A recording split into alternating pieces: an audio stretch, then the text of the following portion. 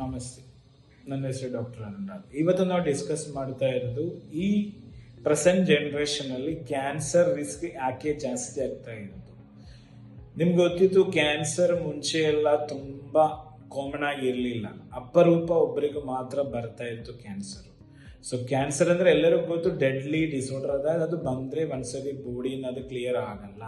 But ಇವಾಗ ಆಗಲ್ಲ. ನಾವು ಫಸ್ಟ್ ಕಂಡುಹಿಡಿದ್ರು, ಸೆಕೆಂಡ್ ಸ್ಟೇಜ್, ಥರ್ಡ್ ಸ್ಟೇಜ್ ಅಲ್ಲೂ ನಾವು ಟ್ರೀಟ್ ಮಾಡಿಬಿಟ್ಟು ಪೇಷಂಟ್ನ ಸ್ವಲ್ಪ ಇಮ್ಯುನಿಟಿ ಕೊಡಬಹುದು.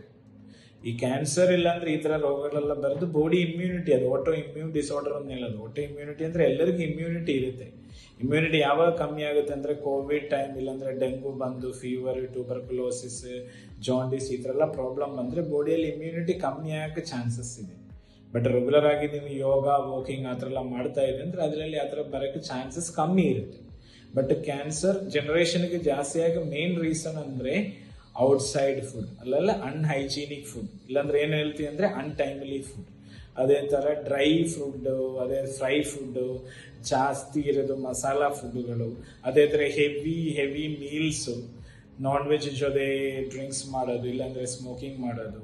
ಸೊ ಅದೇ ಥರ ರೆಗ್ಯುಲರ್ ಆಗಿ ನೀವು ತಿನ್ನೋದಲ್ಲಿ ಮಸಾಲ ಜಾಸ್ತಿ ಆಗೋದು, ಖಾರ ಮೆಣಸಿನ್ಕಾಯಿ ಜಾಸ್ತಿ ಹಾಕೋದು, ಅದೇ ಥರ ಬಾಡಿಯಲ್ಲಿ ಯಾವುದು ಸ್ಯೂಟ್ ಆಗುತ್ತಾ ಇಲ್ಲೋ ಅದು ಜಾಸ್ತಿ ನೀವು ಇರೆಗ್ಯುಲೇಟರ್ ಆಗಿ ಮಾಡಿರ್ತೀರ.